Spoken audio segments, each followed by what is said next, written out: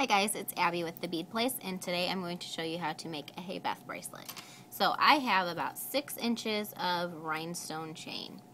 Then I have one of the hand sewn silk cords. I'm going to start out by folding the silk cord in half and tying it around the space between the first 2 rhinestones. So just a basic knot just to kind of secure it in place. You can start the knot and then kind of hook through before you tighten it. So just a knot like that, and then we'll tighten it.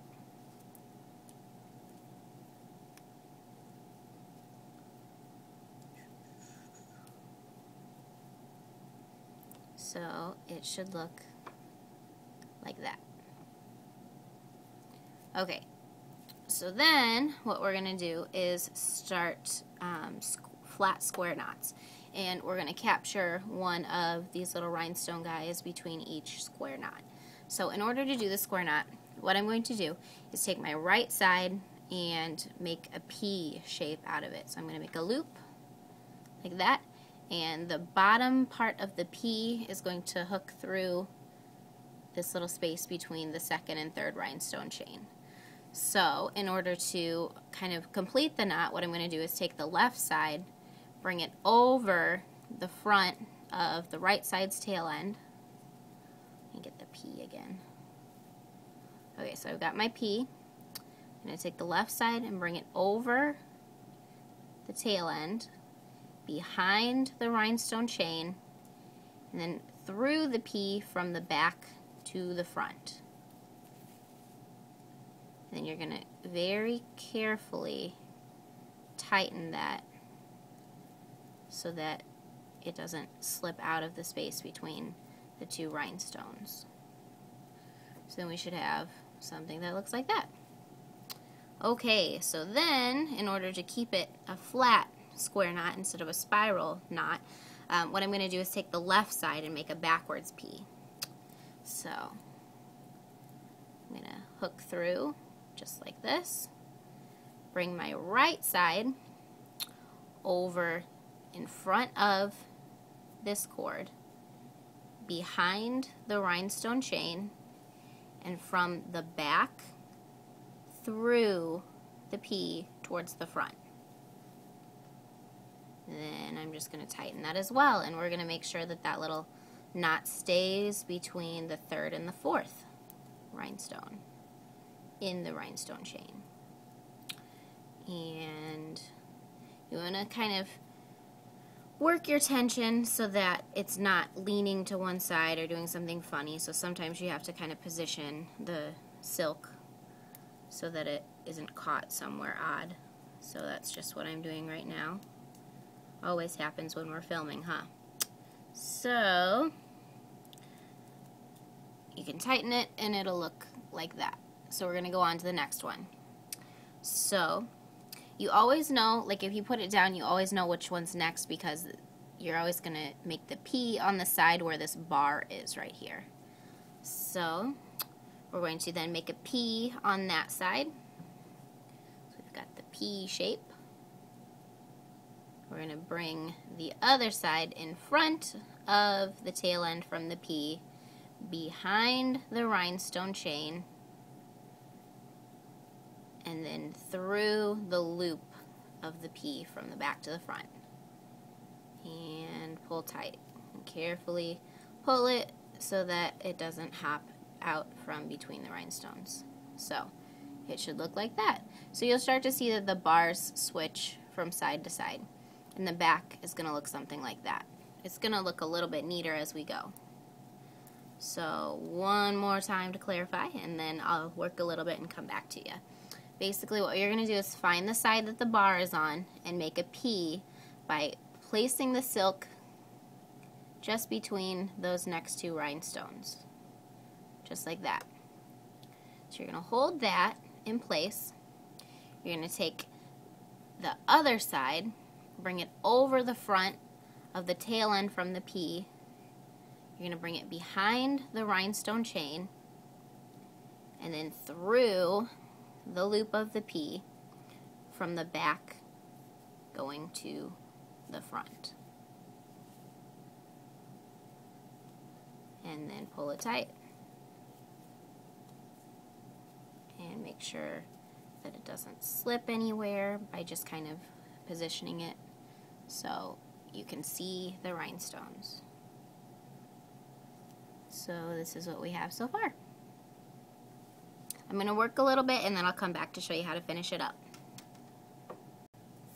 Okay, I have done all my knots and I just have one little space left.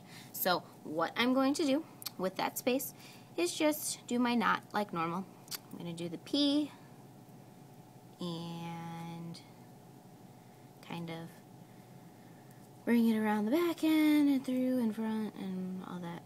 But this time you have to be a little bit more careful because you don't want that little bottom rhinestone part to fall out, which it can do easily. So I've just done that last one. So what you could then do is tie a knot to finish it off just by doing that. So doing that is a perfectly good closure. You just would put a little drop of glue and let it dry and then trim your ends, and that's fine and dandy. But I like frills, so I like to put a little bow on mine. Before I do the bow, I'm going to show you how to connect it to your toggle. The reason being, I want less stuff going on here that is going to prevent you from seeing how to do it. So I have these little rhinestone connectors, or rhinestone chain connectors. So they're basically like a little cup with prongs. And how these work is you just put this around the last link of your rhinestone chain. Make sure that none of the silk is in the way. It's very important. So just pop that right in there, like that. We're going to take your chain nose pliers, and you're just going to push those prongs down. So you just kind of take your plier in at an angle and just push it down. So I've just done one side. I'm going to give you a close-up on how we do the other side. Maybe, if it doesn't slip. So see how I'm taking the pliers in at an angle like this, and then I'm just mushing, and then it sets it down. Pretty cool. So that was one side. I'm going to go and do the other side now. Just set it in so that none of the silk is in the way. And kind of press down and press down. And they basically just pop right down, like they'll do it by themselves. You don't have to do a lot of work. So there we go. And they don't slip out. So I'm going to tie my cute little bow now. Like I said, if you don't want to do a bow, that's perfectly fine. I'm going to do a bow. So I just tie a bow. And you can put a drop of glue if you want to hold it. I don't, because sometimes I like to change the size of my bow. So that's what I have. I also have a toggle clasp. You could do a lobster clasp or a snap clasp or anything that you want, really. And I have some jump rings. These are oval jump rings. I just like to use these guys when I've got a dainty bracelet. And that's that.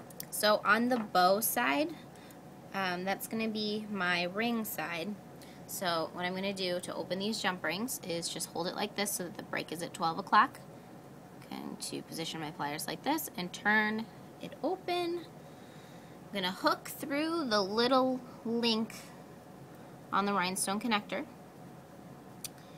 Hook through the ring side of my toggle. That way the bow is on the ring side, so there's nothing in the way when you go to close the bracelet. And just close your jump ring, just like normal. So there's that side, pretty cute. Let me adjust the bow so it's even cuter.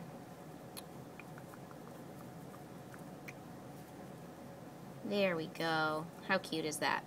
Okay, so then on the other side, I'm going to do a couple of jump rings, just because it's going to make it easier for me to take the bracelet on and off. Now, if you know that the bracelet is going to fit you perfectly, you don't have to do a couple jump rings, but I want to do a couple jump rings. So I'm going to close that, get another jump ring,